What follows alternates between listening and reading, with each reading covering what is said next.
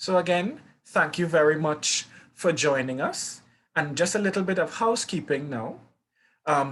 Please keep your mic on mute as we go through the presentation by Dr. Kassim. And we have after the presentation a question and answer session. You can please use the chat so that we can get all the questions in. So we have a easy flow for today's lecture. We are starting as soon as I make the introduction, and we go just up until about 45 minutes, and we have we would have our question and answer session after. All right. So I would like to formally welcome Dr. Kassim, who holds a Ph.D. in history from the University of the West Indies and is currently a senior planning officer with responsibility for institutional research and business intelligence in the Office of Planning at the University of the West Indies. Prior to joining the University of the West Indies, she held positions such as the Deputy Program Manager for Gender Development and CARICOM Secretariat in Guyana, head of the Continuing Studies at Cipriani College of Labor, Cooperative Studies, and the Special Advisor to the President of the Republic of Trinidad and Tobago. Now, her research interests are gender and multiculturalism with a particular reference to the Muslim community and gender and higher education. So at this time, I would like to welcome Dr. Kassim to the floor so that she can take us through our paces. Dr. Kassim. Thank you. Good afternoon all, and assalamu alaikum to my Muslim members who are present. I would also like to take this opportunity to thank the National Trust for organizing this lecture and for doing the kind of work that they do in terms of the sensitization and advocacy for public heritage and build heritage and preservation of the buildings. That is an important part of our history. And as we walk through the Muslim community and the evolution of the Muslim community, we will see how the Muslims themselves added to the build heritage. I would also like to recognize some of my colleagues from history as well, and who have also presented various aspects of the Indian indenture experience to the community. So moving forward, in terms of the evolution of the Muslim community in Trinidad and Tobago, we will be focusing mostly on Trinidad, of course. It is going to be a broad sweep. I do recognize that there were other groups that contributed to the Muslim presence in Trinidad, from the African slaves, the whole question of conversion and reversion of the African community within Trinidad, and the kind of Islam and the spirituality they brought to the community, the dialogue they introduced, as well as the Syrian, Lebanese, and the Levantine community. So the presentation would look at planting the seeds, the migration patterns of Muslims, germination and growth, and the entire expression of identity within a multicultural society. So I do want to identify that there are essentially 4 phases of the Muslim presence defined by a wide spectrum of ideas, influences, practices, leading to a mix of cohesion and fragmentation within the community. And of course, there were overlapping influences. So just to highlight quite quickly, the phase 1 was the period of survival and settlement, which was characterized by community building and the whole question of mean making. Then we moved to the period of the world wars, where we see the creation of communal organization, the articulation of Muslim concerns, and the continuous development of transnational links through visits of missionaries. The third period focuses really from the 1950s onwards, and we look again at the articulation and advocacy of local Muslim concerns, the continued development of linkages, both international and regional, and then we start seeing the influence of Arabization on local Islam here, which also altered some of the practices and the visibility of Muslim presence. Phase 4, we're looking at, again, the late 20th century into the early 21st century. We see a lot of overlapping in terms of the Arabization or Sunnification of Islam, and I really do borrow a lot of that language from Raymond Chicory, who has written quite a bit of that experience in Guyana. The continued transnational links. While I do not want to get into it, we do have to be aware of it, the whole question of the challenge of political Islam and Islamic extremism and its pockets here in Trinidad, and the increasing appeal of ICTs. And we certainly saw that the presence of ICTs during the COVID-19 period, and the Muslim community engaging with its members through that means as well. So in terms of planting the seeds, I do want to recognize that Indian Islam came out of the whole question of the global capital labor nexus meant to solve the labor shortages in the country. During that period, from 1845 to 1917, approximately 147,000 laborers came to Trinidad, and some 154 ships made that voyage to Trinidad.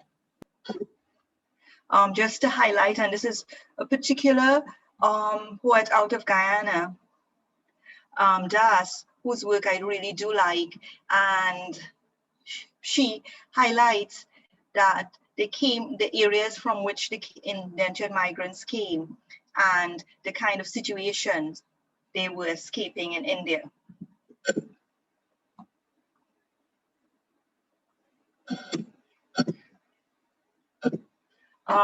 The Indian indentured laborers, of course, came into Trinidad, which was a relatively new British colony, and the population was just under 60,000 when in 1844. So we are looking at a vastly undeveloped area. For the Muslims who came, the first ship, of course, was the Razak, and the names of, and you have a sheet there, and I really appreciate the work that the National Archives of Trinidad and Tobago are doing in keeping those records and digitalizing those records, and hopefully being able to access and have the missing records available to researchers. These are some of the names that were recorded in the various ship registers or general registers. One of the interesting things is that over time you saw how the Muslim names changed and the spelling changed in terms of the record keeping. How many Muslims came? There are varying percentages cited from 12% to 15%. What does that translate to? It translates to about anywhere between 17,000 to 22,000 Muslims. One thing we can say for certain is there's need for more accurate numerical statistics on aspects of indentured laborers who came to the Caribbean. And that can be done, and that information, even your genealogical history, can be sourced through the ship and immigration registers, and that's why it's important that we have those records available to us and well preserved and digitalized. From what areas did the Muslims come? And we just highlighted some of the key areas, and this is based on primary research being done. From 1887 to 1891, we see that most of the Muslims came from the United Provinces. And then, of course, because of the whole shifting of the geographical boundaries and renaming, and even within the migrations within India, you would see different percentages, but emerging. But we do want to acknowledge that Muslims were mostly from the Hanafi school, and while we see that they were influenced by the Shiites and Sufis of North India, as discussed by Titus and Balance in her Kirchhoff, we mostly see the Hanafi influence here in Trinidad.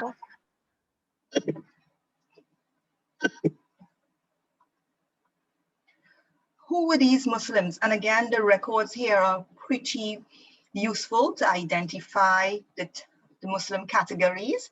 So in the ship registers, as well as the general registers, there would be either column or line identifying caste.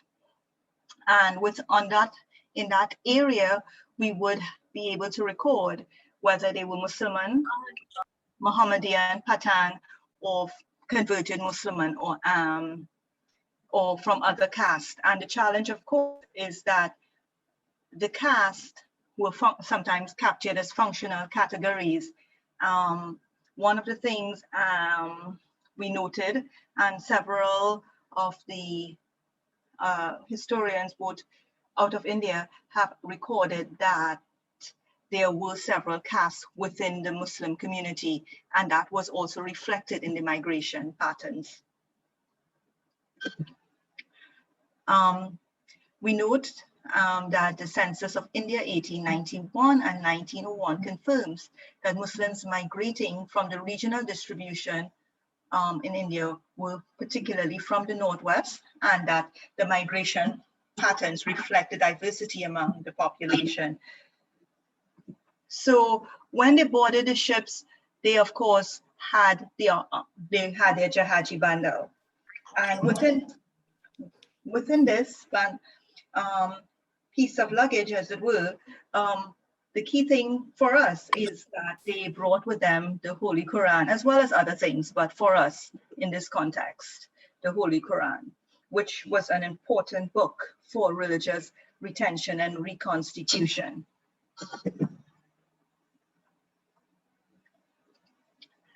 Connecting with the new Jahajibai, and I pulled an example from Fiji, and I suspect the same would happen here. I just have not been able to identify a particular source that the Muslim migrants, when they arrived, some of them may have given a call to prayer.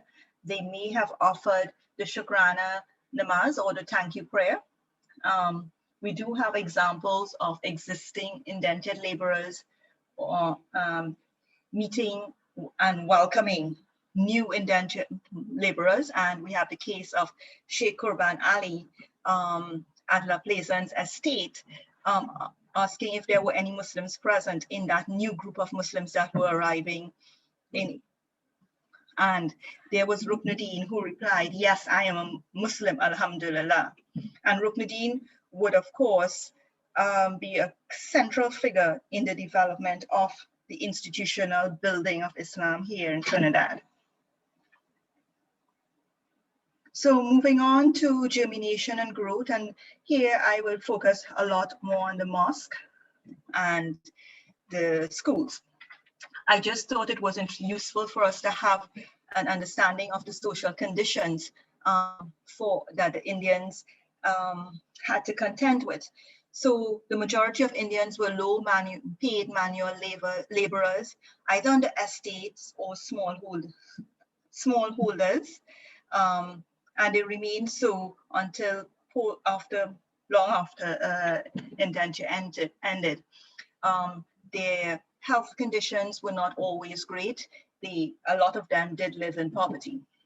So religion offered a psychological protection for them, and whether Hindus or Muslims, they used that to build their self-worth. Again, this is one of our colleagues who is doing research looking at the colonial perspectives on Indians, and in particular Muslims, but based in Toronto.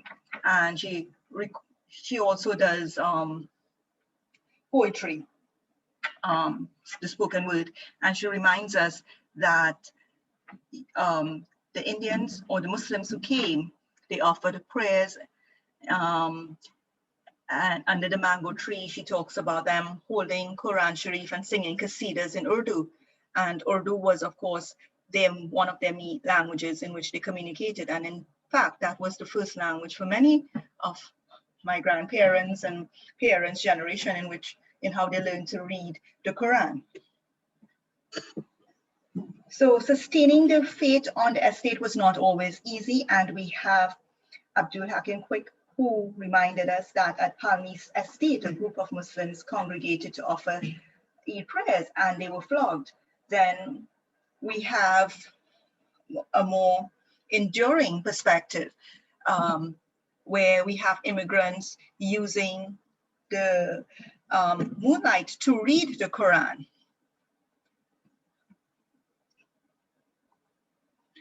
I also, using Samaru's work, we looked at what some of the 19th century residents or Presbyterian missionaries had to say about the Muslims. We have one who talks about the duties of Muslims in Trinidad soon grew lax and careless. But yet on the estate, they would leave their work to face the rising sun and offer salams. Then we have, of course, Sarah Morton talking about the mosques that were being built, the Mohammedan house of worship. So as these communities develop, we have a group of settlers around the estates, in the towns, and we have some knowledgeable men. And I emphasize men here. And we have the religious texts. That set up a situation where we can start seeing the development of built mosque. And of course, there are varying records as to when the first mosque was constructed, starting from 1863 with Calcutta #1 and going right on until today. And of course, the structures themselves changed over time. So we have started off with small shed-like structures erected of bamboo. We had masjids being built of tapia, wooden structures later on in Penal, and then of course the first known concrete structure was around 1913 with the San Fernando Jama Masjid. So these are just a couple of the photographs, and I believe some of them are already on your website, but these were pulled also from the Caribbean Muslims website. I'm particularly fascinated by that wooden structure and the intricate nature of that wooden mosque in Penal, and where Niehoff and Niehoff talk about just about 100 persons living in that area, occasionally frequenting the mosque, but certainly not during the times, Monday to Friday, when they were working at the company. So what were the methods of transmitting the faith? We had organized purposeful classes for religious and linguistic instruction, and set up in areas, of course, where Muslims settled, St. James, Samoa, Curab, St. Joseph, etc. And I know some of the persons present here would, of course, know that know of their family histories and their family involvement in setting up those spaces and engaging even in transmitting that Islamic knowledge. So what was taught? Of course, the kalmas, that testimony of faith that declares one's faith in Islam, the very foundational elements of Islam, how to pray, reading the Quran, and while qasidas, those and ghazals may not have been taught at the maktabs, that was transmitted sometimes within the home through the various Maulud Sharifs that Karima had mentioned in her poetry. Interviewing a number of persons, both men and women, in the late 1990s. So we were looking at the age group 60 to in the 60 to 70. See, they would recall that the maktab functioned like a school. You had classes either in the morning or evening, after school, or both in some cases. And they talk about having home lessons and getting licks, quote unquote, in school. And again, that is centered in San Fernando. You see similar sentiments being expressed in St. Joseph and Currap and St. James. Yet in a place like Mayaro, Usman is saying that they never had maktabs. Whatever we parents knew, they taught us. That's how they learned to read namaz and keep rosa, following what the parents did. So that intergenerational learning was important. In terms of moving from that religious, getting closer to the secular, one of the things Muslims, like Hindus, were quite proud of their rich cultural heritage. And as I said, that was what gave them strength to feel that sense of self-worth. So they saw both religious education and secular education as symbiotic. And separating the two may have been very difficult for them to grasp. They feared, of course, the cultural erosion, the religious conversion, and the proselytizing efforts, particularly that was present in the colony. So they were reluctant to send their children to school, especially within the agrarian community. And I just wanted to point out that what the Muslim population was. By 1911, the Muslim population represented 4.4%, and by 1946, just under 6%. If we look at the illiterate population, we recognize that it was almost half of the population that was 10 plus. So we saw the establishment of Islamic private schools between 1925 and 1930 in St. James, Princestown, Shogunas, and they taught Urdu, and we started seeing Arabic coming in, and the moral Islamic education. There was the Hindu-Muslim school established in Shogunas, teaching both Hindu and Muslim children, and it seemed to be pretty much of a mixed syllabus. There was the establishment of the Trinidad Muslim High School in Sangre Grande by Abu Bakr Beaumont, and this guy is fascinating to me simply, and we don't know much about him other than he was living in Sangre Grande, but he was a convert to Islam.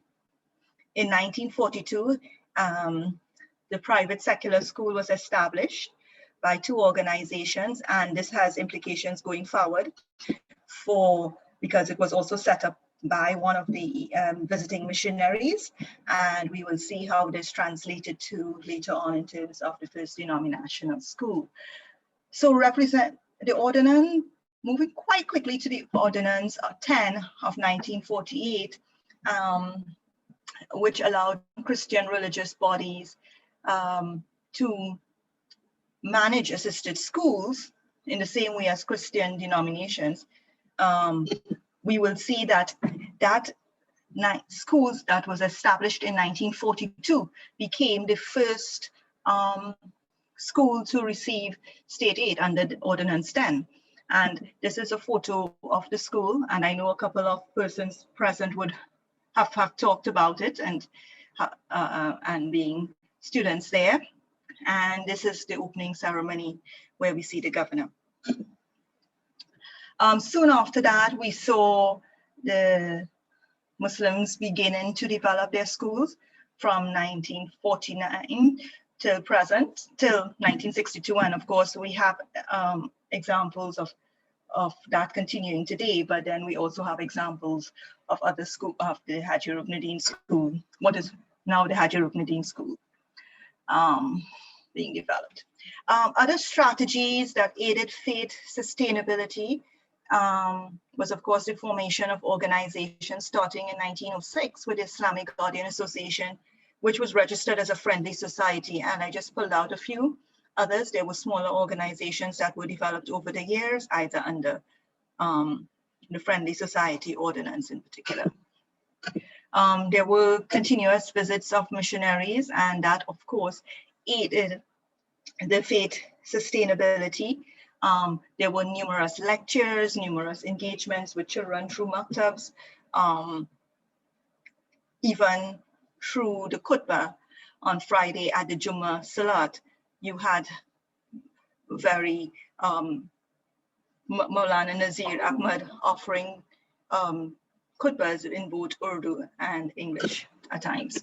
So moving on to the recognition of minority rights, the bigger third phase in the 20th century, we started, and of course the recognition of Muslim marriages, while it occurred in 1935, this was something that was being agitated since the late 19th century through the East Indian National Association, East Indian National Congress, and later on it was taken up by the Islamic Guardian Association, burial rights. Then there was the introduction of Eid al-Fitr as a public holiday in 1967.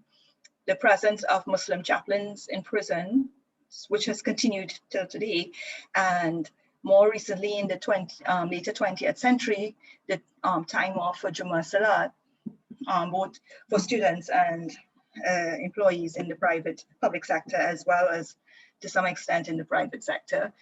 The government school feeding program, which offers halal meals, the presence of the 2 television stations, and I did make reference to the hijab and the niqab as the 2, and that persons can freely wear those garments. However, within the wider society, within the Muslim community itself, there are still internal ideological differences. For instance, between the Sunni Hanafis and the Ahmadiyyas, the concerns about the Ahmadiyyas not being present or having a space around the table of the interreligious organization, the concerns about, from the Ahmadiyya perspective, of not being allowed to go to Hajj and negotiating their way through that. And of course, from the perspective, there are the perspective that the Hanafi Muslims say, yes, we grew up hearing all these things about the Ahmadiyyas, so we continue, we need to learn more, we need to understand more about the community as well. The whole question that, or perception that the Muslim community tends to be insular, yes, yet being active within the political and economic sphere, having their own businesses, whether large businesses or small and medium enterprises, which also allow them to participate more actively in the Muslim community and negotiate that space. The availability of halal products, and the economic value of cultural and traditional practices, and the continuous distinct mean-making religious space. Yet still, as all of this is happening, the Muslim community have to be present and live and negotiate that space and exist within a hyper-diverse society. So I will end the presentation and be open to questions.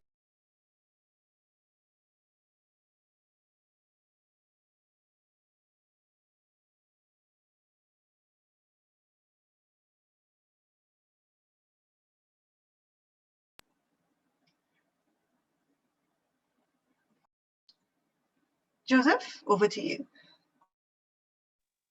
Thank you very much, Dr. Kassim. Amazing, amazing presentation. I learned so much out of it. And within that, could you just give me or give us a little bit more about the Jahaji bundle? I'm accustomed to hearing Jaji bundle or your Jaji bundle. So just touch a little bit on that for me, please. Okay, good. So essentially, it was the piece of luggage that the indentured laborers could bring with them. It was a piece of cloth that they will tie together at the various ends. So they will bring within the Jahaji bundle. And this is, like you, I grew up hearing Jahaji bundle. And thanks to Brinsley Sangaroo for that, qualification of the language. So within that bundle, they may have the religious texts, of course, pieces of clothing, seeds, etc., or anything that was important to them. It may even have their some identity papers. Right. Understood. Understood. Thank you very much for that. In the presentation, we also went into the religious spaces, and could you like give a little bit more in terms of like the establishment of the first mosque and what it would have looked like with respect to the transition into the Caribbean space? Right, so I'm just going to pull back up what the first mosque looked like. Yes. Right. So of course it was right.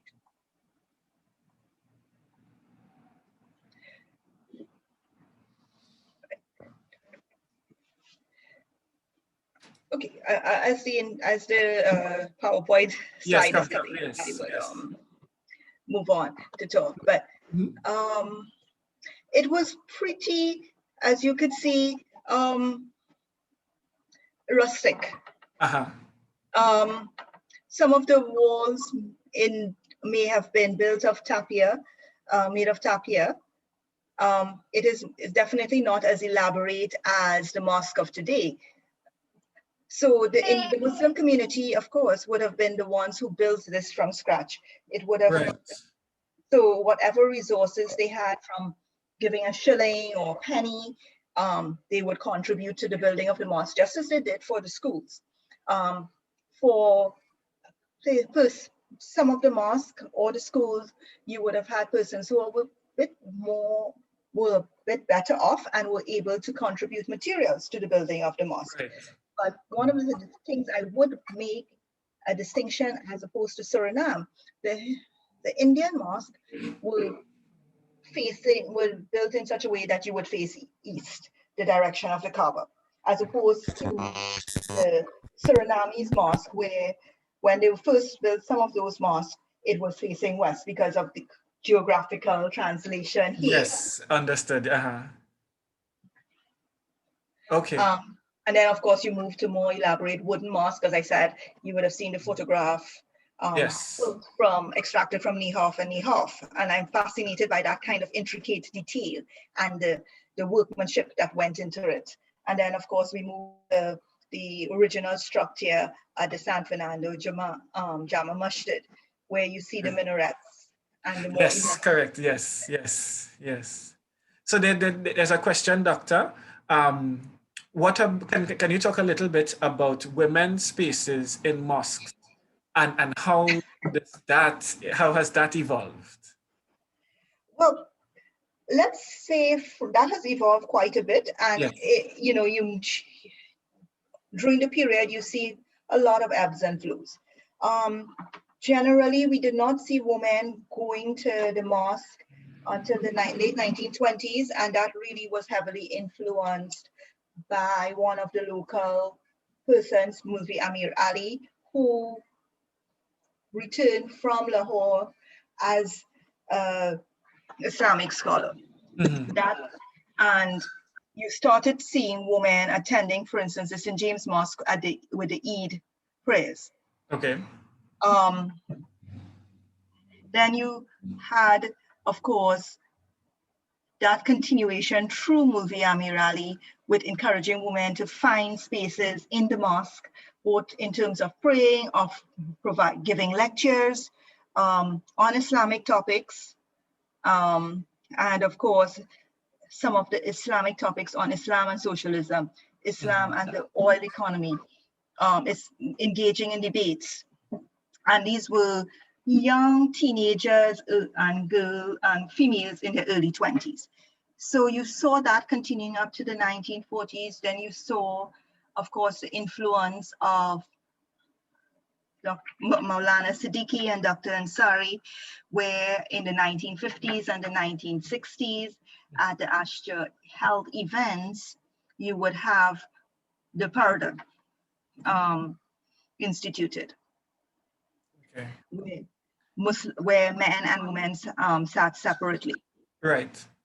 Okay. In many events today, that in the Ashta scenario, you would have that. Mm-hmm. It is less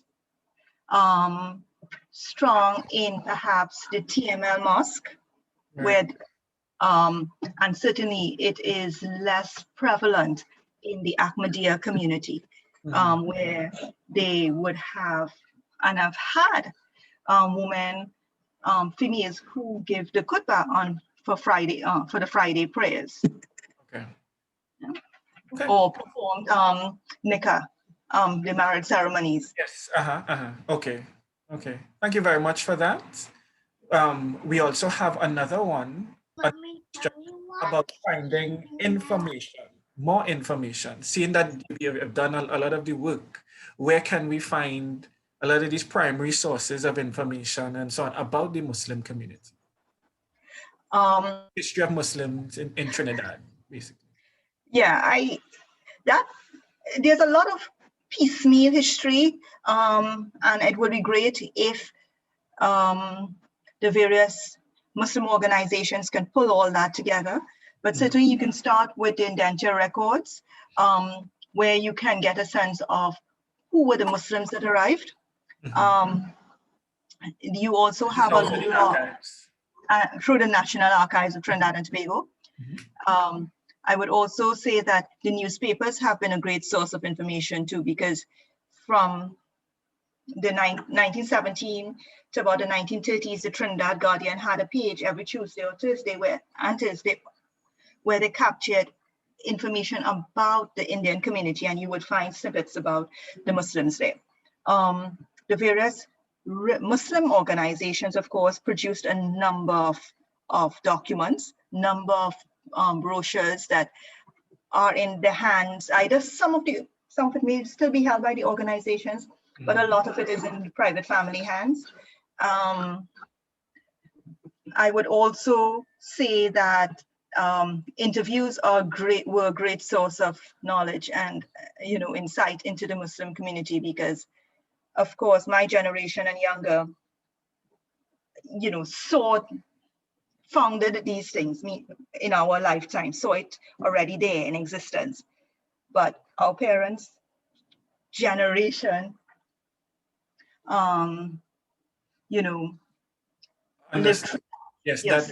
that Yes. oral history as well is important. Yes. I agree. Thank you very much. What collection does the University of the West Indies, for example, have? And maybe some of your publications as well. Yeah, some of it, but I think a lot of it would be the primary sources. The newspapers would be one. I don't think there's a lot of history held by the UWI library. Right. And you can correct me if I'm wrong, on the Muslim community itself. And this is one of the things that perhaps, the Muslim community can look at. How do we preserve our history, both in terms of the built heritage, but also that memory of what was done by our ancestors for parents. Understood. Thank you very much. There's another question. What accounts for the changes in the spelling of Muslim names over time? Was that due to digitalization and so on? Part of it would be more recently, it would be the Anglicization / creolization of the names, but in terms of the record keeping within the indenture records, the registers and the general registers, that is just, some of it seemed to be based on phonetics. And then of course, over time, that the British civil servants would have gained perhaps more knowledge about the spelling of names and be able to better document it. Understood. Okay, thank you very much. And out of the presentation as well, we see a lot of the data about the languages and so on that I would have come across. And one of them would have been, Not and then the you'd have life. yes, the Tamil. And that in itself mapped next to, say, the Arabic. Mhm, How did the development of Arabic come in? Because the prayer and so on is in Arabic, mhm. but we coming into an English society with Spanish people, with French people, and so on. How was that retention or learning? This new learning? How did that occur? You think? Okay, I think we should start with the Urdu part first, and because that was what was how the language was transmitted, Urdu. Mm-hmm. I think as I said, my parents' generation, my grandparents' generation, they learned to read the Quran using Urdu. Okay. Um, it's at the start, I think, by the 1970s with that whole question of Arabization, then you started to see that change taking place, where my generation and younger now are taught the prayers in Arabic, taught the Quran, to recite the Quran in Arabic. In Arabic. Yeah, and I mean, of course, it's kind of closely related in some ways. But now you have the movement of persons, Muslim scholars, also not only using India and Pakistan as the base for learning, but Right. Egypt and Saudi Arabia again. So that also influenced that, transition to Arabic. Understood. Understood. That makes perfect sense. Perfect sense. Perfect sense. And one final question we have coming in um, Yeah.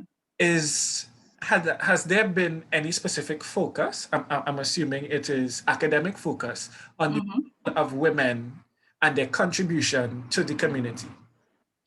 Yes and no. There has been a lot of Caribbean studies research done on the role of women in Islam, in the Caribbean as well, and their contributions.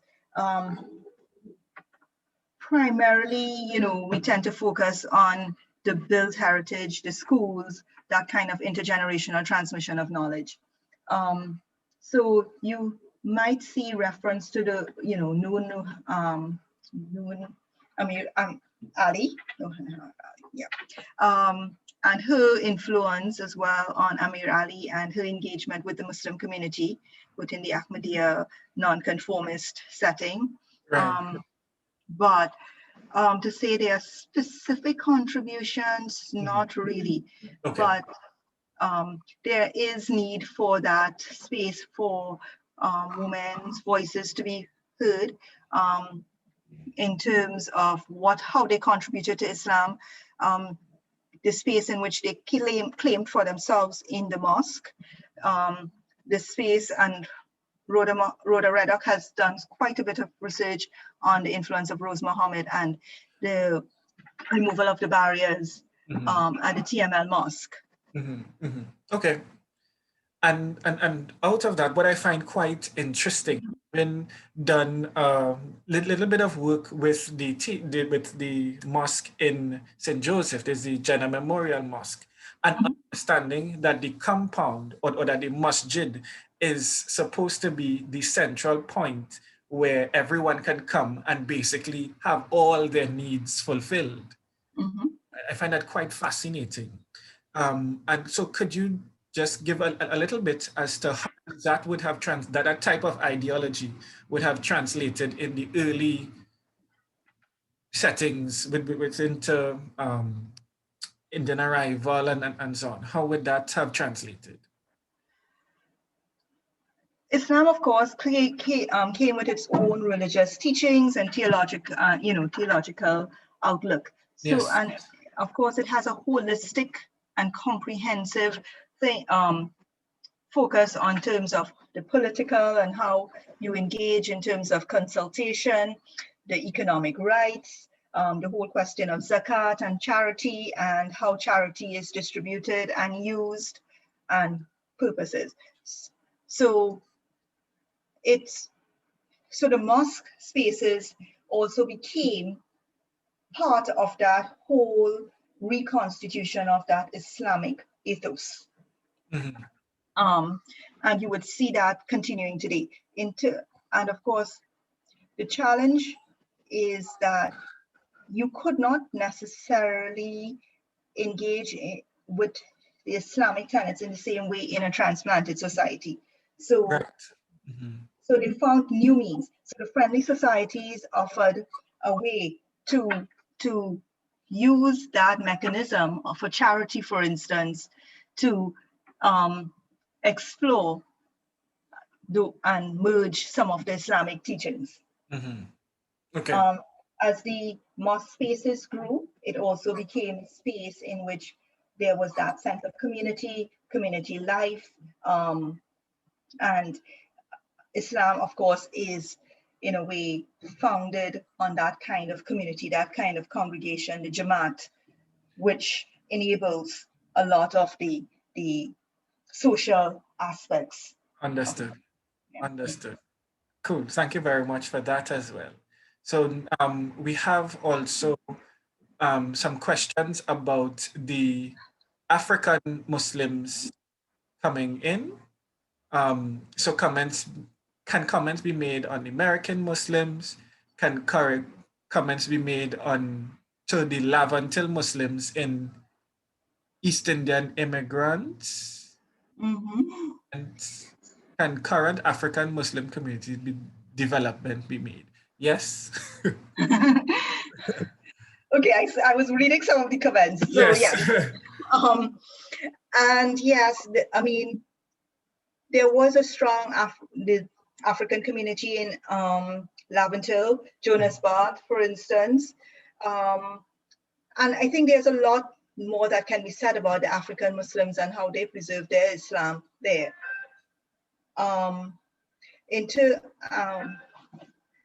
A lot of work has been done by, for instance, by British Samaru in capturing that information as well. Mm-hmm. Also in terms of the 1815 period, you know, Prince Samaru has written a bit about that. Yes, he has. Yes. So, I mean, I think that, and then of course the whole question of the, and I'm just skimming because it's not an area that I do a lot of research in. Understood. Mm-hmm. I would also say that, of course, the 1960s with the whole, starting with the pre-Black Power into that period, you also saw that consciousness of Yes. African Islam being reasserted. Mm-hmm. Mm-hmm. And of course, through the Jamaat al-Muslimin as well. Yeah. Understood. Yeah, I agree with Mustafa Briggs' video, yes. Yeah. You also have, of course, the Indians, and I think that comment was made by Jal in Rose Hill, and there was a mosque in Rose Hill, I understand, and persons who were looking to return to India would wait around that area, and that's how that kind of community, I was told, developed. Mm-hmm. You know. Okay. All right. Thank you for that as well. So we we had one, sorry, we had one question about the tracing your lineage. Mm-hmm. Right? And actually, next, in 2 weeks, we have another Toute Bagai lecture series like this with the National Archives. And they would be going through the records, the ship records that they have in the archive. So that would be another platform to talk about the genealogy tracing and so on. Yes, definitely. Yes. That's a good start. Yes, and I know, and I saw Kumar also put some information there as well in the Correct. chat. Thank you for that. At this time, if there be no other questions, Dr. Kassim, would you like to give us some final words because we're approaching time? So I think I think this is a great series to, reach out. I do think based on the questions coming out, there are opportunities for a discussion on African Islam and how that contributed, and maybe a question on how we can have that inter-religious, intercultural understanding in terms of Islam. I did like the questions around and the comments around the Spanish and the Arabic influences in terms of the language. And I know you can't touch on everything, but I do think those are a great opportunity for dialogue. Definitely. In terms of the Muslim community, I do think we need to be more conscious about preserving our history, not necessarily at the micro level, at the individual or family level, but certainly at the more macro level for the community. There are activities being done, but it needs to be more cohesive and more coherent within the community itself. So I definitely hope that this sparks a conversation about how we can do that. And hopefully, even if we don't have some of those old buildings in terms of the Muslim sites, we can identify the spot where they were and have maybe plaques identifying that spot. Yeah, but the work has to be done. And yes. Thank you very much, Dr. Kassim. On behalf of the National Trust, our members, and staff, and all those who have joined, we would like to say thank you, thank you, thank you for carrying us through our paces. I thoroughly enjoyed, and from the comments, we see thoroughly enjoyed the work that you have done and the presentation for us. You're welcome. Thank you for having me here. Thanks again. Stay safe, all of you. Indeed, indeed, and so the remainder of the room. Thank you all for joining us for this next Toute Bagai lecture series. We have several others coming up. So I believe on the 9th of June, we have the talk with the National Archives. And this would be a great opportunity for you to also join the National Trust of Trinidad and Tobago. We are a membership-based organization that deals with the preservation and conservation of our natural and built heritage. And it is important to us, and it would be important to you as well, to be part of this community by joining the National Trust and letting your voice be heard. So at this time, I would like to thank everyone and also to all of you who have joined us today. Thank you for the questions, and I hope to see you all soon. Please stay safe. Please stay safe. Please stay safe. Do all that is necessary, the 3 W's and so on. All right. Please have a wonderful evening. Dr. Kassim, again, a million thanks. You're welcome. Thank you, and be safe. Have a good day, everyone. Have a good night. Thank you. Thank you. Most welcome. Shukran. Pleasure. Thank you. And thank you very much. Oh, just as people are leaving, yes, the recording will be made available. Just send an email to the National Trust info.